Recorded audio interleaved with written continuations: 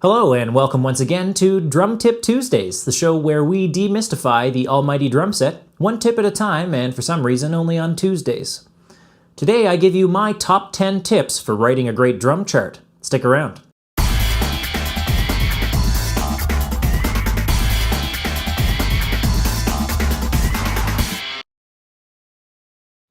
This video is a bit of a departure from my usual drum tips, as it isn't aimed specifically at drummers, but rather at composers, arrangers, and copyists who write these drum charts. What is a drum chart? It's a piece of music given by an arranger to the drummer that tells the drummer what to play during a song, a lot like any other piece of sheet music.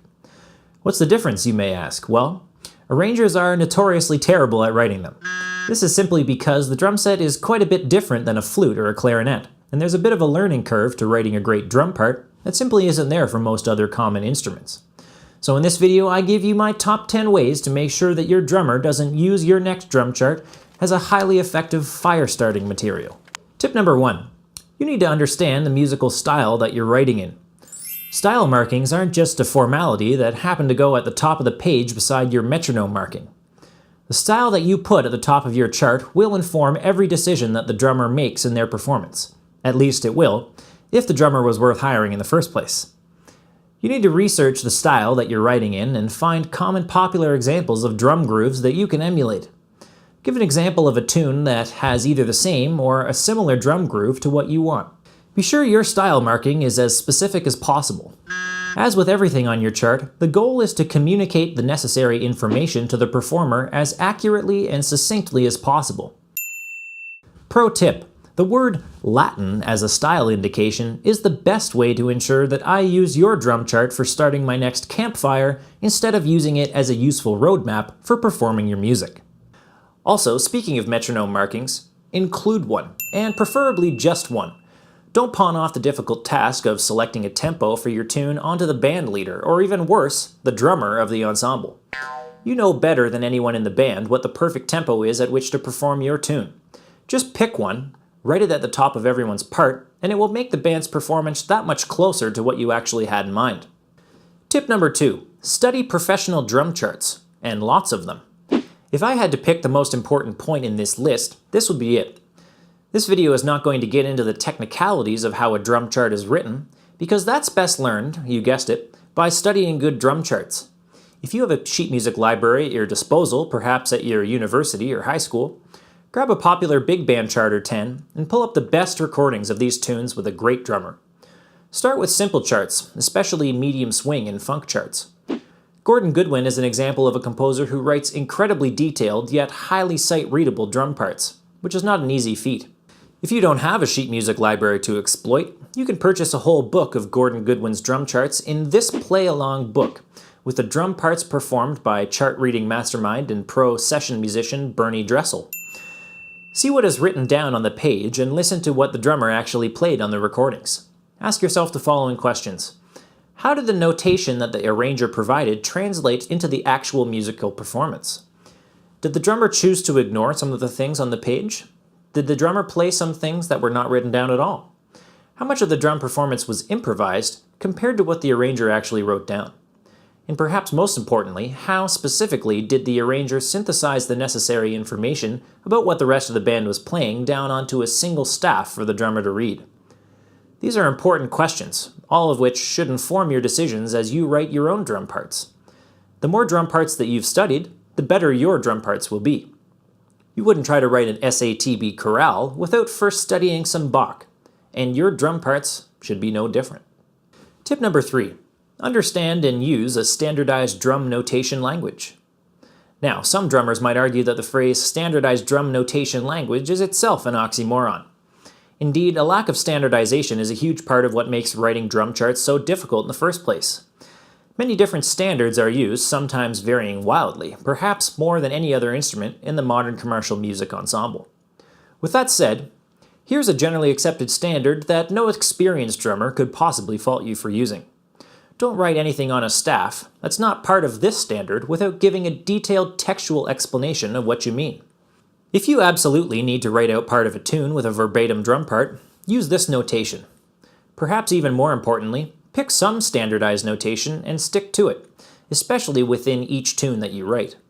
If you tell me that the snare drum is in the third space and the cowbell is on the first line, at least have the decency to keep it in the same place throughout the length of the tune. Tip number 4. When in doubt, write down what you mean in plain English. This sort of goes along with my previous point. It is not against the law to put text on the page telling me what you want, if you're not sure how to write it using standardized drum set notation.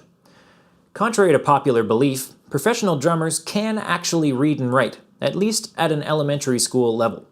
Although maybe just keep it to 3 or 4 syllable words at the most. Writing out a big paragraph for your drummer to read might not be the best option in a sight reading situation when your tune is flying by at 310 beats per minute. But these situations are rare, and most of the time, I'll have at least 2 or 3 minutes to read your instructions before I actually have to play your piece.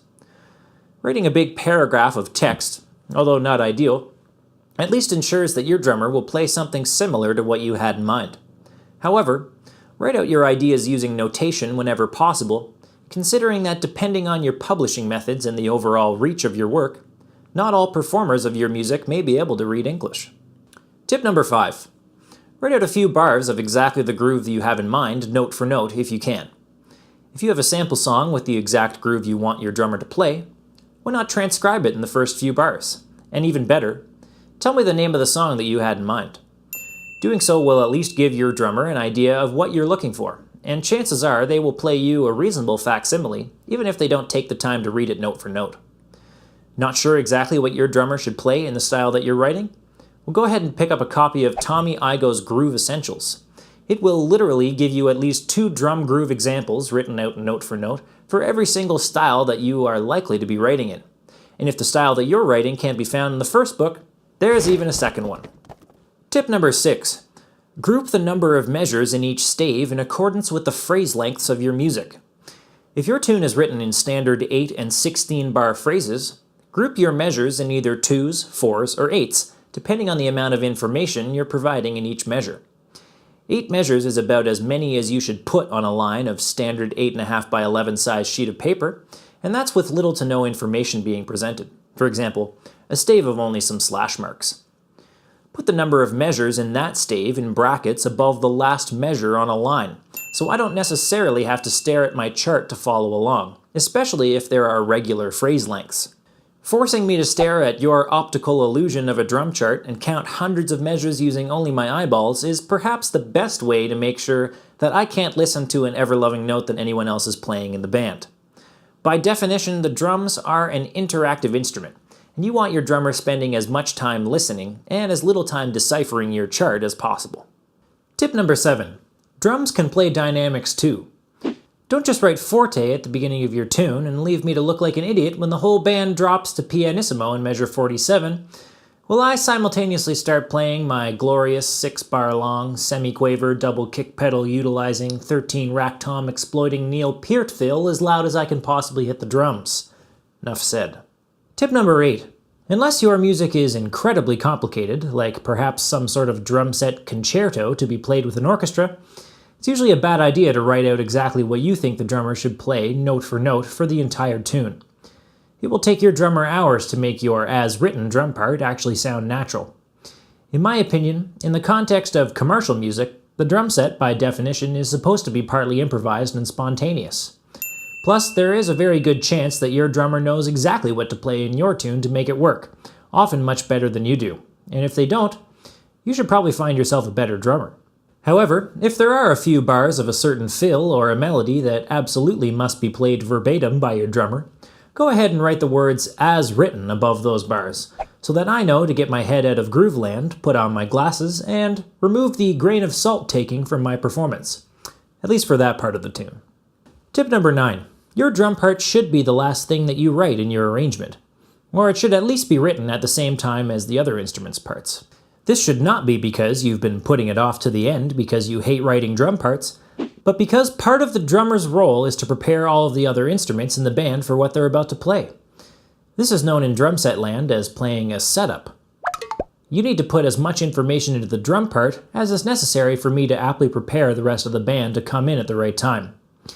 If you write the drum part first, how could you possibly include enough information in it for me to know what everyone else is going to play, let alone to prepare them for their entrances.